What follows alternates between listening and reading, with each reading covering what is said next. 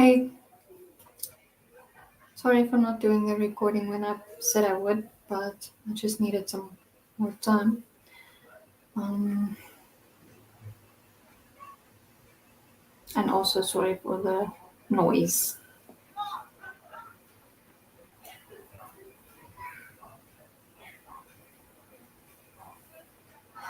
We're reading Adventures of Huckleberry Finn by Mark Twain, and welcome to sit with me.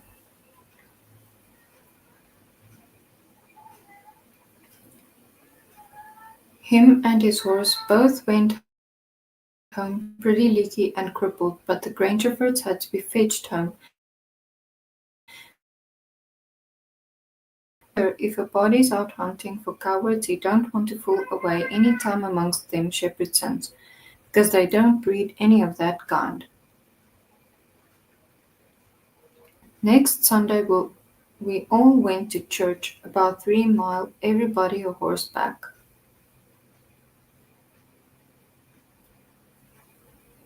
The men took their guns along, so did Buck, and kept them between their knees or stood them handy against the wall. The Shepherdsons done the same. It was pretty ordinary preaching, all about brotherly love and such like tiresomeness, but everybody said it was a good sermon, and they all talked it over going home, and had such a powerful lot to say about faith and good works, and free grace, and preferred destination, and I don't know what all, that it did seem to me to be one of the roughest Sundays I had run across yet. About an hour after dinner, everybody was dozing around, some in their chairs and some in their rooms, and it got to be pretty dull. Buck got a dog. Buck and the dog was stretched out on the grass in the sun, sound asleep.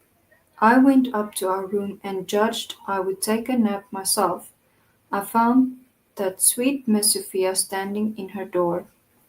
Hi, welcome, welcome, welcome. Thank you. Thank you for tuning in. You're welcome.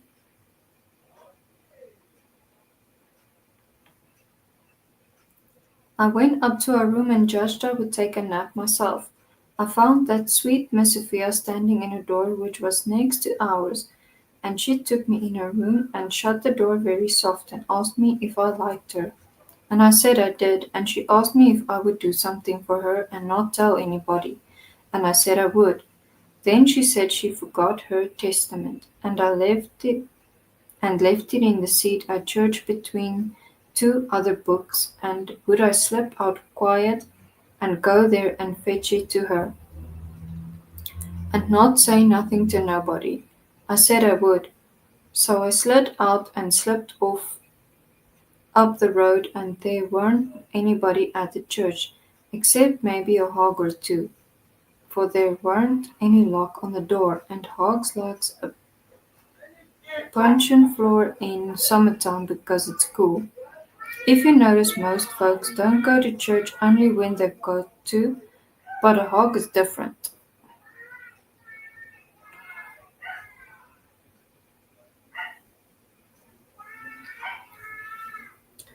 Says I to myself, something's up. It ain't natural for a girl to be in such a sweat about a testament. So I gave it a shake, and out drops a little piece of paper with "2" wrote on it in a pencil with a pencil. I ransacked it but couldn't find anything else. I couldn't make anything out of that, so I put the paper in the book again. And when I got home and upstairs, there was Miss Sophia in her door waiting for me. She pulled me in and shut the door. Then she looked in the Testament till she found the paper. As soon as she read it, she looked glad, and before a body could think, she grabbed me and gave me a squeeze, and said I was the best boy in the world, and not to tell anybody. She was mighty red in the face for a minute, and her eyes lighted up, and it made her powerful pretty. I was a good deal astonished when I got my breath. I asked her what the paper was about, and she asked me if I had read it, and I said no. And she asked me if I could read writing, and I told her no, only coarse hand.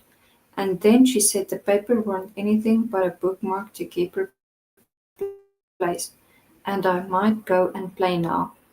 I went off down to the river studying over this thing, and pretty soon I noticed that my servant was following along behind.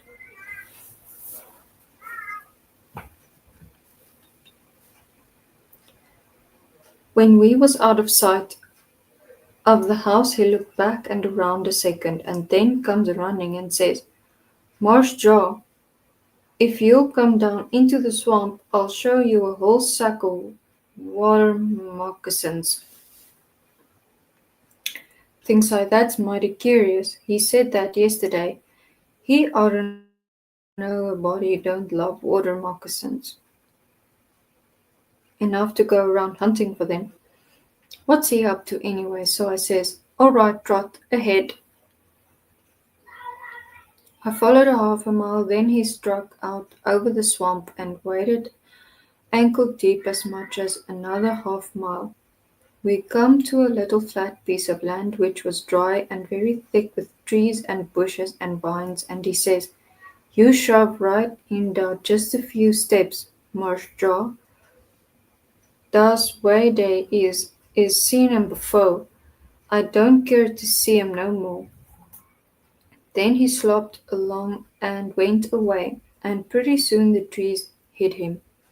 I poked into the place a ways and come into a little open patch as big as a bedroom, all hung around with vines, and found a man laying there asleep, and by jings it was my old Jim. I waked him up and I reckoned it was going to be a grand surprise to him to see me again, but it weren't. He nearly cried he was so glad, but he weren't surprised. Said he swam along behind me that night and heard me yell every time, but doesn't answer,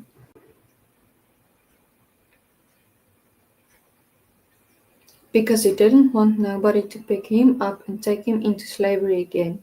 Says he, "I got hurt a little and couldn't swim as fast, so I was a considerable ways behind you towards the last. When you landed I reckoned I could catch up with you and land 'bout having to shout at you. But when I see the house I begin to slow. I was off too fur ahead when they say to you I was 'fraid of dogs. But when it was all quiet again, I knowed yous in the house, so I stuck out for the woods to wait for day. Early in the morning some of the servants came along, gone to fields, and they took me and showed me this place, where the dogs contract me and counts their water, and they brings me truck to eat every night and tells me how's yous a getting along.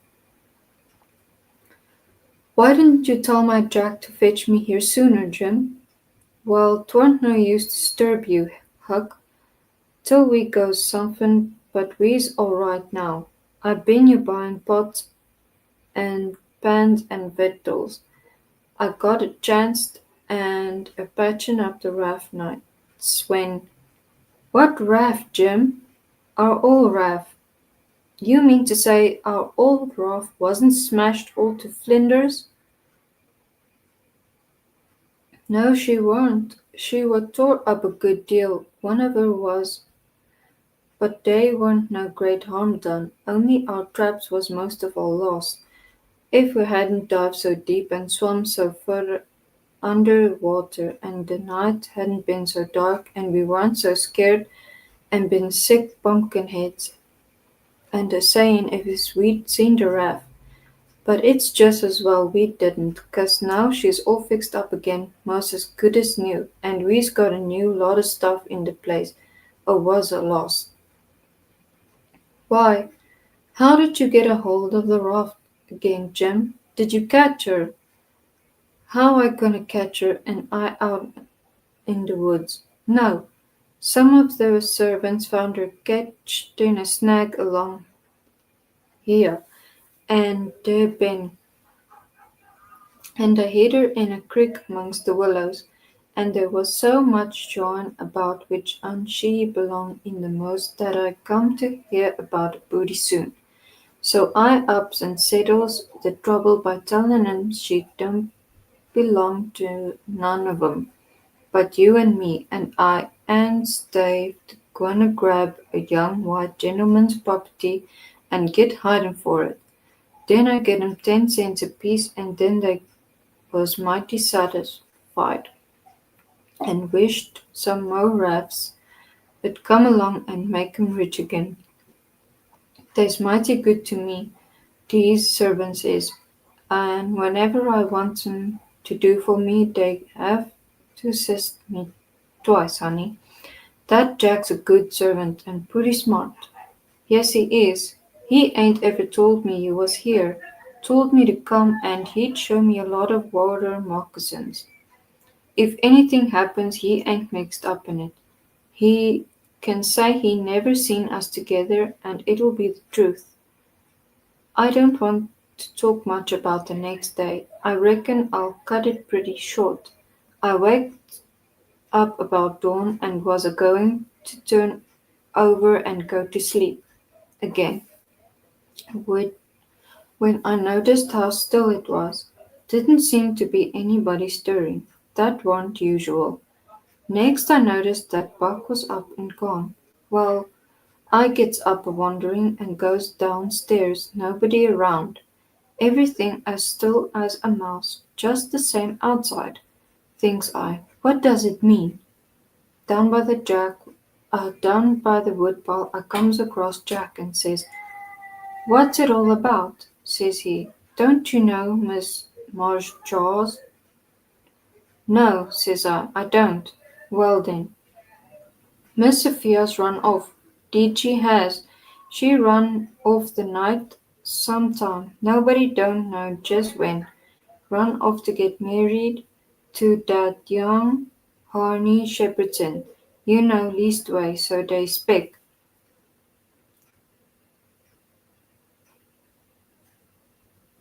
The family found out 'bout half an hour ago, maybe a little more, and I tell you there warn't no time lost. Such another hurrying up guns and horses you never see. The womenfolk has gone for to stir up the relations and all more so, and the boys tucked their guns and rode up the river road to try to catch the young man and kill him 'fore he get cross the river with Miss Sophia. I reckon there's going to be mighty rough times.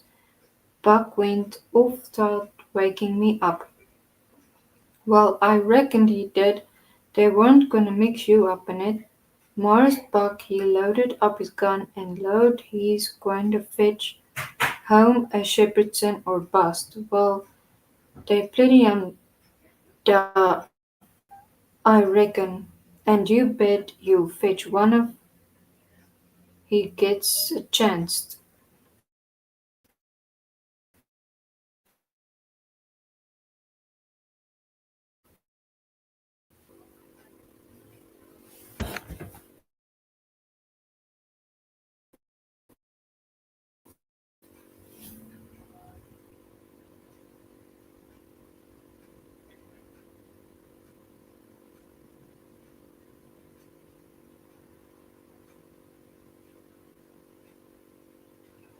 I took up the river road as hard as I could put. By and by I began to hear guns a good ways off. When I came in the sight of the log store and the woodpile where the steamboats lands, I worked along under the trees and brush till I got a good place, and then I climbed into the forks of cottonwood that was out of reach and watched.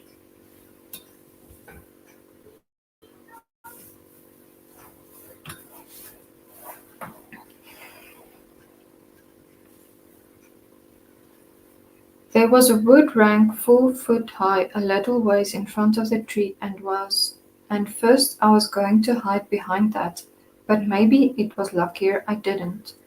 There was 4 or 5 men cavorting around on their horses in the open place before the long log store, cussing and yelling and trying to get a couple of young chaps that was behind the wood rank alongside of the steamboat landing, but they couldn't come it. Every time one of them shoved himself on the right side of the woodpile he got shot at. The two boys were squatting back to back behind the pile so they could watch both ways, and by the men stopped cavorting around and yelling. They started riding towards the store, then up gets one of the boys, draws a steady bead over the wood rank, and drops one of them out of his saddle.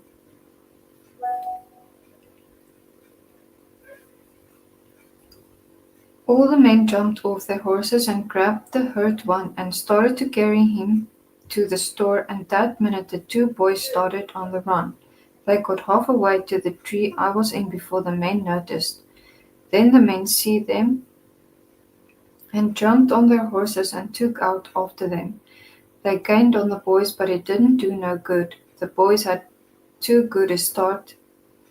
They got to the woodpile that was in front of my tree and slipped in behind it, and so they had a bulge on the men again.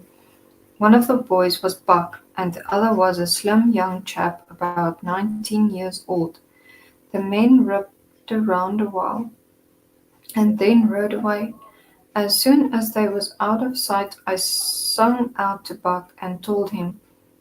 He didn't know what to make of my voice coming out of the tree at first. He was awful surprised. He told me to watch out sharp and let him know when the men came in sight again.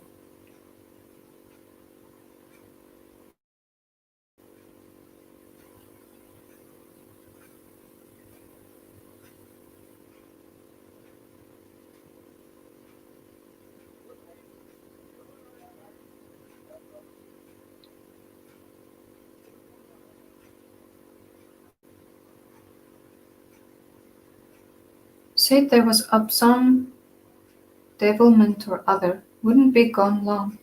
I wished I was out of that tree, but I wasn't. Doesn't come down. Buck began to cry and rip, and and lowed that him and his cousin Joe,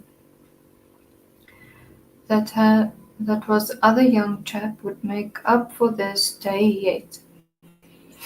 He said his father and his two brothers was killed, and 2 or 3 of the enemy. Said the Shepherdsons laid for them in ambush. Buck said his father and brothers ought to wait for their relations.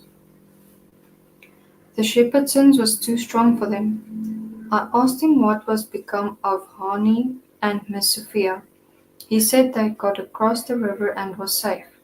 I was glad of that, but the way Buck did take on because he didn't manage to kill Harney that day, he shot at him. I hain't never heard anything like it. All of a sudden, bang, bang, bang, goes 3 or 4 guns. The men had slipped around through the woods and come in front behind without their horses. The boys jumped for the river, both of them hurt, and as they swam down the current, the men ran along the bank shooting at them and singing out, "Kill them! Kill them!" It made me so sick I most fell out of the tree. I ain't going to tell all that happened. It would make me sick again if I was to do that. I wish I hadn't ever come ashore that night to see such things. I ain't ever going to get shot of them. Lots of times I dream about them. I stayed in the tree till it began to get dark, afraid to come down. Sometimes I heard guns away off in the woods, and twice I seen little gangs of men gallop past the store with guns.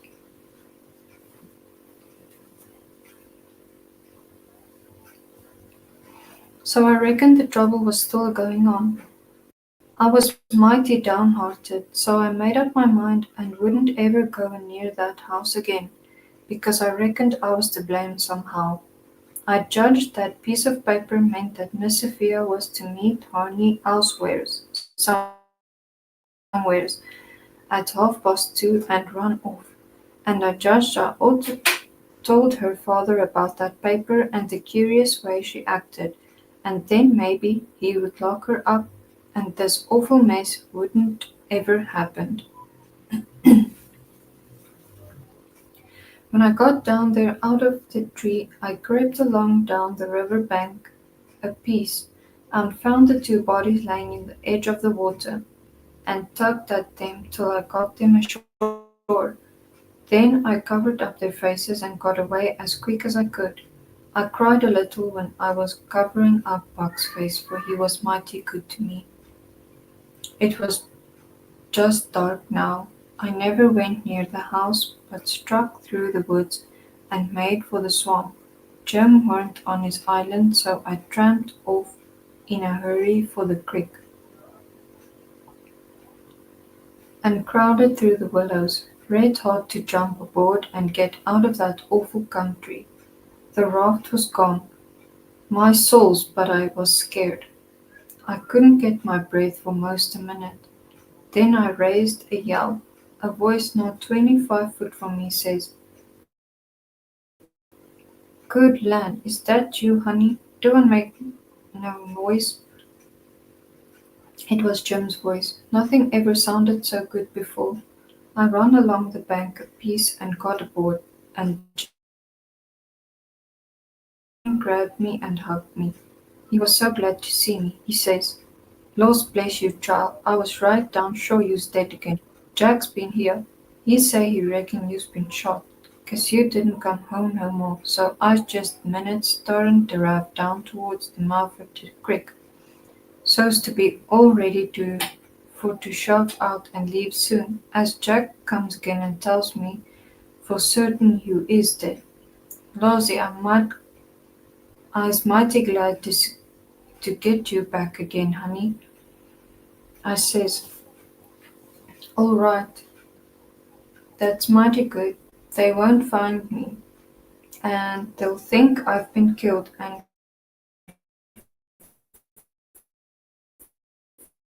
floated down the river, so you lose no time, Jim, but just shove off for the big water as fast as you can." I never felt easy till the raft was 2 mile below there and out in the middle of the Mississippi. Then we hung up our signal lantern and judged that we was free and safe once more. I hadn't had a bite to eat since yesterday, so Jim he got out some corn dodgers and buttermilk, and pork and cabbage and greens. There ain't nothing in the world so good when it's cooked right. And whilst I ate my supper, we talked and had a good time. I was powerful glad to get away from the feuds, and so was Jim to get away from the swamp. He said there weren't no home like a raft after all. Other places do seem so cramped up and smotherly, but a raft don't. You feel mighty free and easy and comfortable on a raft.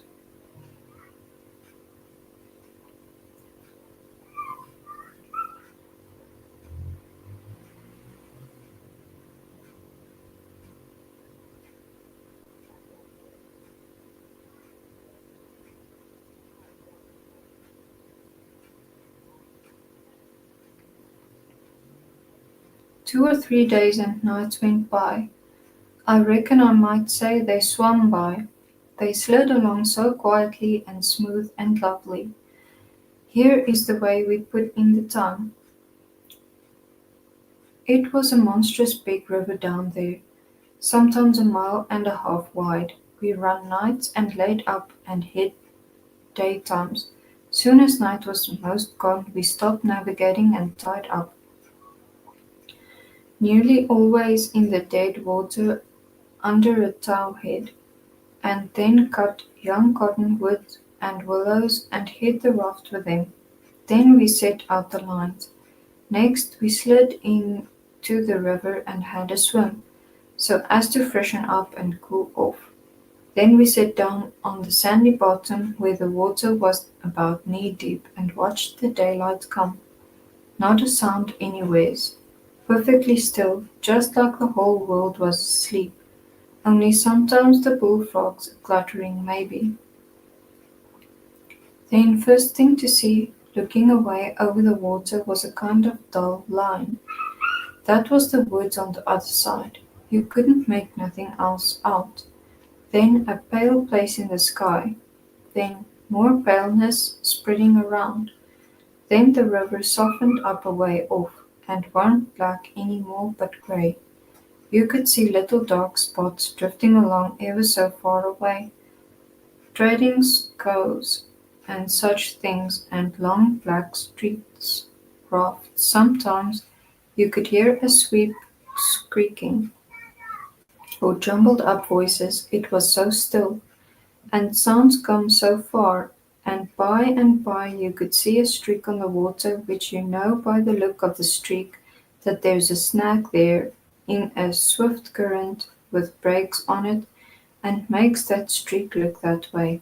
And you could see the mist curl up off the water, and the east reddens up, and the river, and you make out a long log cabin in the edge of the woods, away off the bank on the other side of the river, being a woodyard, likely, and part them by cheats so you can throw a dog through it anywheres. Then a nice breeze springs up and comes fanning you from over there, so cool and fresh and sweet to smell on account of the woods and the flowers, but sometimes not that way, because they've left dead fish laying around, gars and such, and they do pretty rank. And next you've got the full day and everything smiling in the sun, and the songbirds just going at it. A little smoke couldn't be noticed now, so we would take some fish off the lines and cook up a hot breakfast. And afterwards we would watch the lonesomeness of the river and kind of lazy along, and by lazy off to sleep. Wake up by and by and look to see what done it, and maybe see a steamboat coughing up coughing along upstream.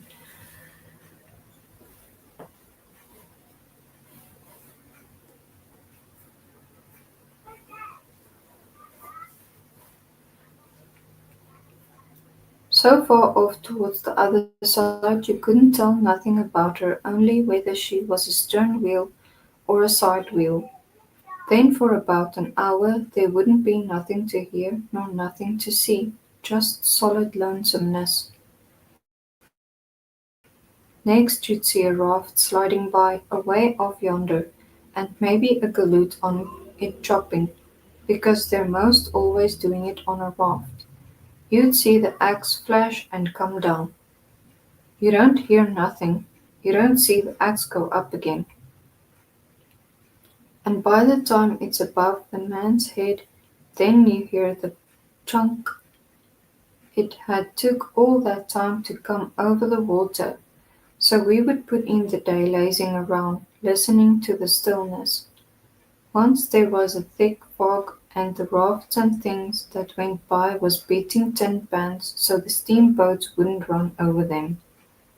A scow or a raft went by so close we could hear them talking and cussing and laughing, heard them plain, but we couldn't see no sign of them.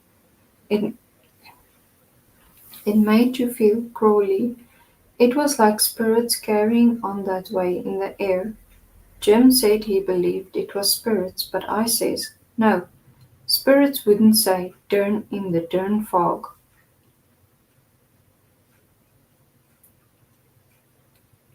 Soon as it was night, out we shoved. When we got her out about the middle, we let her alone and let her float wherever the current wanted her to. Then we lit the pipes and dangled our legs on the water. We talked about all kinds of things. We was always naked, day and night, whenever the mosquitoes would let us. The new clothes box folks have made for me was too good to be comfortable, and besides I didn't go much on clothes nohow. Sometimes we'd have that whole river to ourselves for the longest time.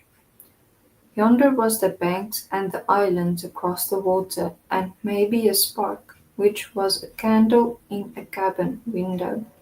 And sometimes on the water you could see a spark or two on a raft, or a scow, and maybe you could hear a fiddle or a song coming over from one of them crafts.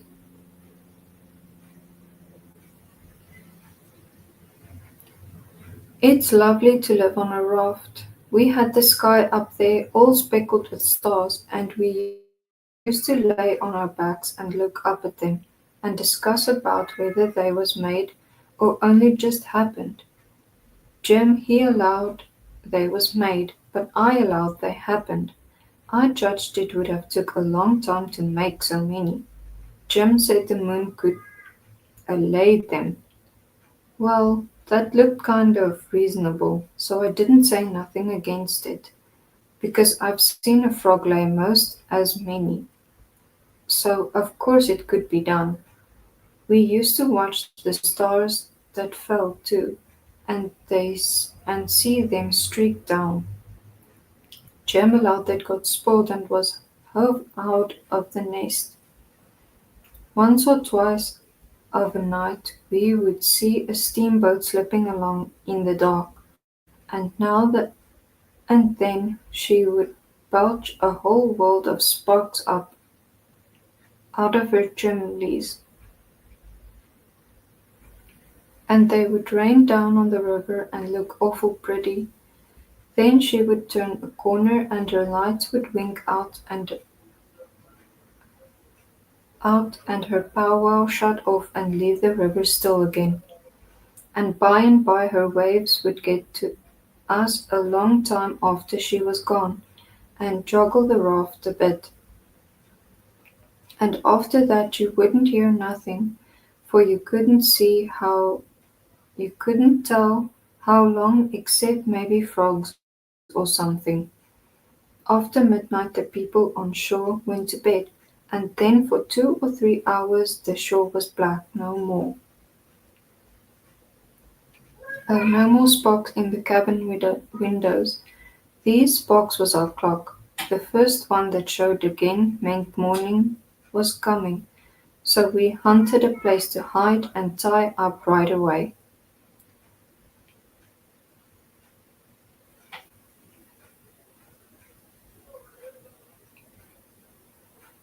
One morning about daybreak I found a canoe and crossed over a chute to the main shore. It was only 200 yards, and paddled about a mile up a creek amongst the cypress woods to see if I couldn't get some berries. Just as I was passing a place where a kind of a cow path crossed the creek, here comes a couple of men tearing up the path as tight as they could foot it. I thought I was a goner, for nobody for whenever anybody was after anybody I judged it was me, or maybe Jim. I was about to dig out from there in a hurry, but they was pretty close to me then, and sung out and begged me to save their lives. Said they hadn't been doing nothing, and was being chased for it. Said there was men and dogs a coming. They wanted to jump right in, but I says, "Don't you do it. I don't hear the dogs and horses yet. You've got time to crowd through the brush and get up the creek a little ways. Then you take to the water and wade down to me and get in. That'll throw the dogs off the scent."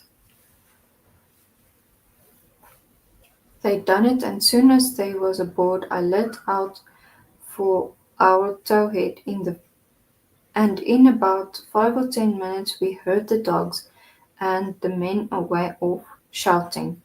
We heard them come along towards the creek, but couldn't see them. They seemed to stop and fool around a while. Then, as we got further and further away all the time, we couldn't hardly hear them at all. By the time we had left a mile of woods behind us and struck the river, everything was quiet, and we paddled over to the towhead and hid in the cottonwoods and was safe. One of these fellows was about 70 or upwards, and had a bald head and very grey whiskers. He had an old battered up slouch hat on, and a greasy blue woollen shirt, and ragged old blue jean breeches stuffed into his boot tops, and home knit galluses. No, he only had one.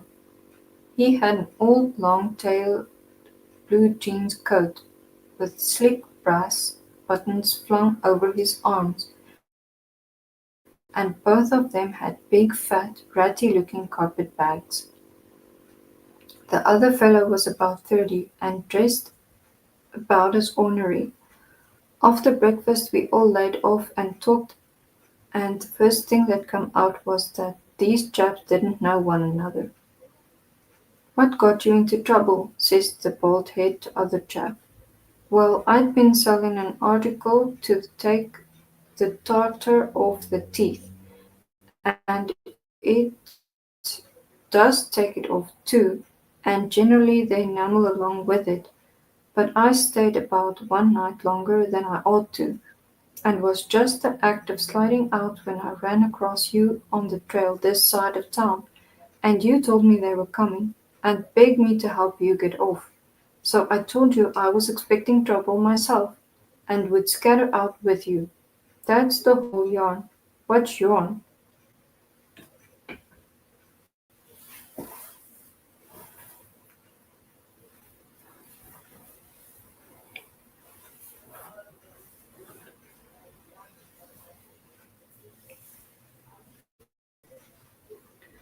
Well, I'd been a running a little temperance revival thar about a week, and was the pet of the women folks, big and little, for I was making it mighty warm for the rummies, I tell you, and taken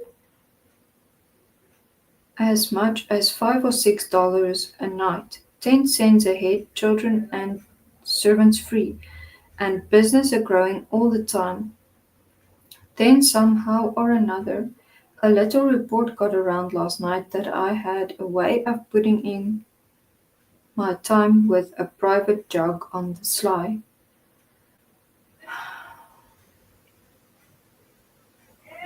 A servant rousted me out this morning and told me the people was gathering on the quiet with their dogs and horses, and they'd be along pretty soon and give me 'bout half an hour's start, and then run me down if they could, and if they got me they'd tar and feather me and ride me on a rail sure.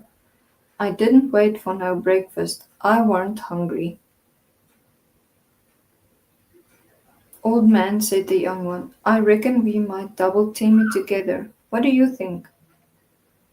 "I ain't undisposed. What's your line mainly?" "You're a printer by trade. Do a little in patent medicines. Theatre actor, tragedy, you know. Take a turn to mesmerism and phrenology, and there's a chance. Teach singing, geography, school for a change. Sling, a lecture sometimes. Oh, I do lots of things. Most anything that comes handy. So it ain't work. What's your lay?" "I've done considerable in the doctoring way in my time.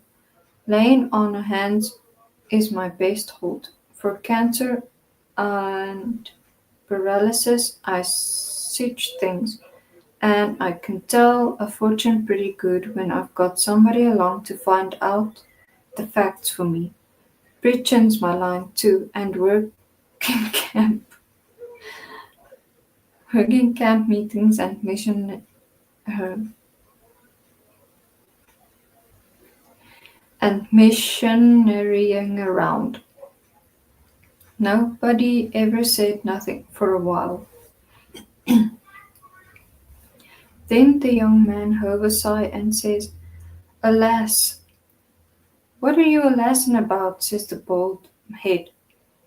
To think I should have lived to be leading such a life, and be degraded down into such company. And he began to wipe the corner of his eye with a rag. Turn your skin. Ain't the company good enough for you? Says the bald head, pretty pert and uppish. Yes, it is good enough for me. It's as good as I deserve. For who fetched me so low when I was so high? I did myself. I don't blame you. Gentlemen, far from it. I don't blame anybody. I deserve it all. Let the cold world do its worst. One thing I know. There's a grave somewhere for me. The world may go on just as it always done, and take everything from me, loved ones, property, everything. But it can't take that. Some day I'll lie down in it and forget it all, and my poor broken heart will be at rest. He went on a wiping.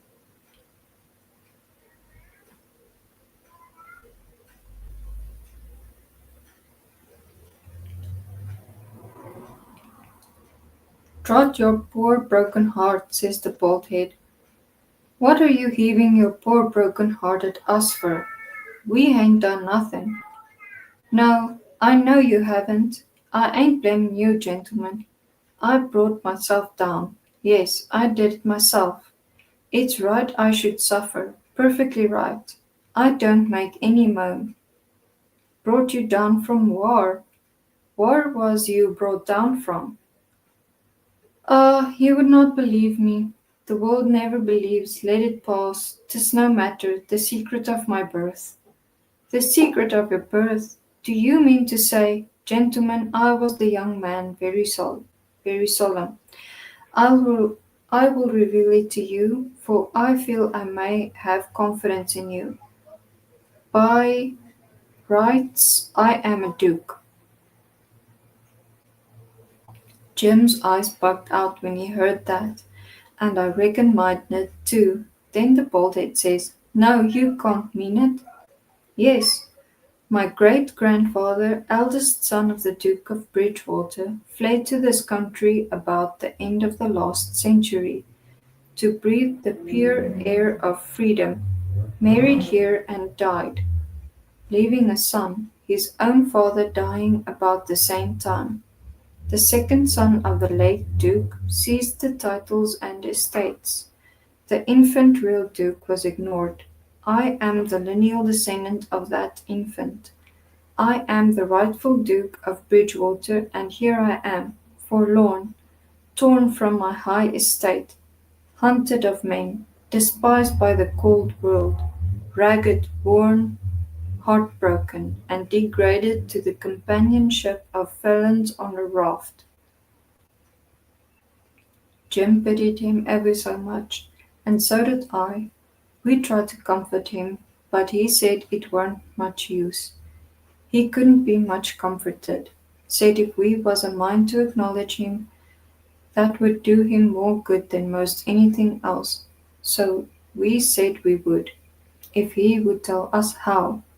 He said he ought to bow when we spoke to him and say your grace or my lord, or your lordship, and he wouldn't mind if we called him plain Bridgewater, which he said was a title anyway, and not a name. And one of us ought to wait on him at dinner, and do any little thing for him he wanted done. Well, that was all easy, so we done it. All through dinner, Jim stood around and waited on him and says, Will your grace have some of this or some of that? And so on, and the body could see it was mighty pleasing to him. But the old man got pretty silent by and by, didn't have much to say, and didn't look pretty comfortable all that petting that was going on around that Duke. He seemed to have something on his mind. So along in the afternoon he says, "Looky here, Bilgewater," he says, "I'm nation sorry for you, but you ain't the only person that has troubles like that. No, no, you ain't. You ain't the only person that's been snaked down wrongfully, out in a high place. Alas, no, you ain't the only person that's had a secret of his birth." And by jings he begins to cry. "Hold, what do you mean?" "Bilgewater, can I trust you?" says the old man, still sort of sobbing. "To the bitter death." He took the old man by the hand and squeezed it and said, "That secret of you being, speak." "Bilgewater, I am the late Dauphin." "You bet you Jim and me started this time." Then the Duke says, "You are what?" "Yes, my friend, it is too true. Your eyes is looking at this very moment on the poor disappeared Dauphin, Louis the XVII, son of Louis the XVI and Mary Antoinette. You, at your age? No, you mean you're the late Charlemagne? You must be 600 or 700 years old, at the very least. Trouble has done it, Bilgewater, trouble has done it. Trouble has brung these grey hairs and this premature balditude. Yes, gentlemen, you see before you in blue jeans and misery, the wandering exile trampled on, and suffering rightful King of France. Well, he cried, and took on so that me and Jim didn't know hardly what to do. We was so sorry and so glad and so proud we'd got him with us too. So we set in, like we done before with the Duke, and tried to comfort him. But he said it warn't no use, nothing but to be dead and gone with it all could do him any good, though he said it often made him feel easier and better for a while if people treated him according to his rights, and got down to one knee to speak to him, and always called him your Majesty, and waited on him first at meals and didn't set down on his presents till he asked them. So Jim and me set to majesting him and doing this and that and the other for him, and standing up till he told us we might sit down. This done him heaps of good, so he got cheerful and comfortable. But the Duke kind of soured on him, and didn't look a bit satisfied with the way things was going.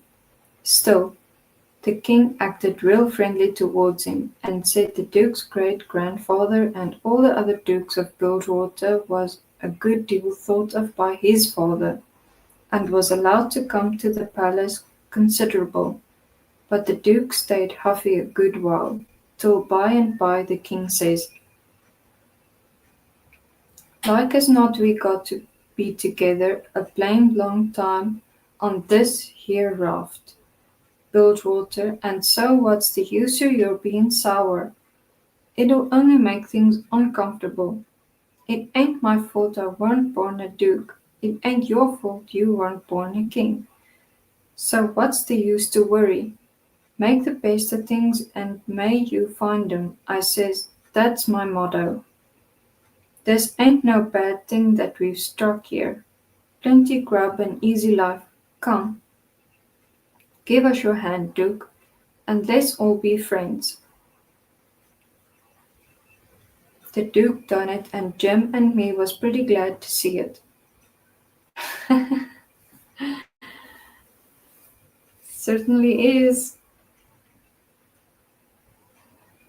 It took away all the uncomfortableness, and we felt mighty good over it, because it would been a miserable business to have any unfriendliness on the raft. For what you want above all things on a raft is for everybody to be satisfied and feel right and kind towards the others. It didn't take me a long it didn't take me long to make up my mind that these liars weren't no kings or dukes at all, just low down humbugs and frauds. But I never said nothing, never let on, kept it to myself. It's the best way. Then you don't have no quarrels, and don't get into no trouble. If they wanted us to call them kings and dukes, I hadn't no objections, long as it would keep peace in the family, and it weren't no use to tell Jim, so I didn't tell him. If I never learned nothing else up a pop, I learned that the best way to get along with this kind of people was to let them have their own way.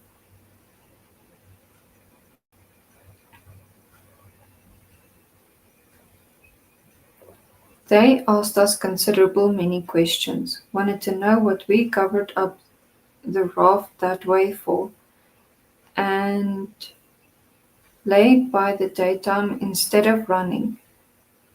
Was Jim a runaway servant? Says I. Yeah, I know that. Goodness sakes, would a runaway would a runaway servant run south? No, they allowed he wouldn't. I had to account for things some way, so I says, my folks was living in Pike County in Missouri, where I was born, and they all died off but me and Pa and my brother Ike. Pa he lowered his break up and go down and live with Uncle Ben, who's got a little one-horse place on the river, 44 mile below Orleans. Pa was pretty poor and had some debts, so when he squared up there weren't nothing left but $16 and our servant Jim. That weren't enough to take us 1400 mile. Take passage nor no other way. Well, when the river rose, Pa had a streak of luck one day. He catched this piece on a raft, so we reckoned we would go down Orleans. We would go down to Orleans on it. Pa's luck didn't hold out. A steamboat ran over the forward corner of the raft one night, and we all went overboard and dove under the wheel. Jim and me come up all right, but Pa was drunk, and Ike was only 4 years old, and they never come up no more. Well, for the next day or two we had considerable trouble, because people was always coming out in skifts and trying to take Jim away from me, saying they believed he was a runaway servant. We don't run daytimes no more now. Nights they don't bother us, the Duke says. Leave me alone to cipher out a way so we can run in the daytime if we want to. I'll think the thing over. I'll invent a plan that'll fix it. We'll take it alone for today, because of course we want to go by that town yonder in daylight. It mightn't be healthy. Towards night it began to darken up and look like rain. The heat lightning was squirting around low down in the sky, and the leaves was beginning to shiver. It was going to be pretty ugly. It was easy to see that. So the Duke and the King went overhauling our wigwam to see what was the beds like. My bed was a straw tick better than Jim's, which was a corn shuck tick. There's always cobs around about it in a shuck tick, and they poke into you and hurt, and when you roll over the dry shucks, sound like you was rolling over a pile of dead leaves. It makes such a rustling that you wake up. Well, the Duke allowed he would take my bed, but the King allowed he wouldn't. He says, I should a reckon the difference in rank would have suggested that you a corn shuck bed weren't just 15 fitting for me to sleep on. Your Grace, I'll take the shark bait yourself. Your Grace will take the shark bait yourself. Jim and me was in a sweat again for a minute, being afraid there was going to be some trouble amongst them. So we was pretty glad when the Duke says, "'Tis my fate to be always ground into the mire under the iron heel of oppression. Misfortune has broken my once haughty spirit. I yield. I submit. 'Tis my fate. I am alone in the world. Let me suffer, I can bear it." We got away as soon as it was good and dark. The king told us to stand well out towards the middle of the river, and not show a light till we get a long ways below the town. We come in sight of a little bunch of lights by and by. That was the town, you know, and slid by about half a mile out a right. When we was 3/4 of a mile below, we hoisted up our signal lantern, and about 10 o'clock it came on to rain and blow and thunder and lighten like everything.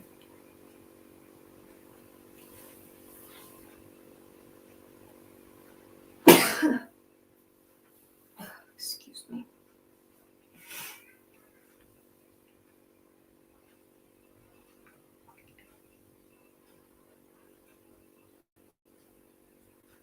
So the king told us both to stay on watch till the weather got better. Then him and the duke crawled into the wigwam and turned in for the night. It was my watch below till 12, but I wouldn't a turned in anyway if I had a bed, because a body don't see such a storm as that every day in the week, not by a long sight. My souls, how the wind did scream along, and every second or two there'd come a glare that lit up the white caps for half a mile around, and you'd see the islands looking dusty through the rain, and the trees thrashing around in the wind. Then comes a whack, bum bum bumble, bum bum bum bum, and the thunder would go rumbling and grumbling away and quit, and then rip comes another flash and another sock doliker. The waves most washed off the raft sometimes, but I hadn't any clothes on and didn't mind. We didn't have no trouble about snags. The lightning was glaring and flittering around so constant that we could see them plenty soon enough to throw her head this way or that and miss them. I had the whole I had the middle watch, you know, but I was pretty sleepy by that time. So Jim, he said he would stand the first half of it for me. He was always mighty good that way, Jim was. I crawled into the wigwam, but the king and the duke had their legs sprawled around, so there weren't no show for me. So I laid outside. I didn't mind the rain, because it was warm, and the waves weren't running so high now. About 2 they came up again though, and Jim was going to call me, but he changed his mind because he reckoned they weren't high enough yet to do any harm. But he was mistaken about that, for pretty soon all of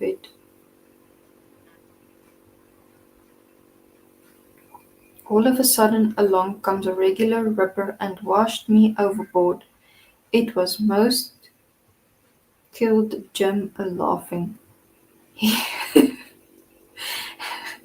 he was easiest he was the easiest servant to laugh that ever was anyway.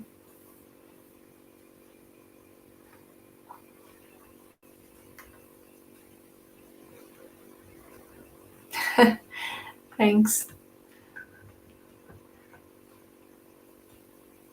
Okay, I hope I'll see you next week again. Thank you that we could sit together.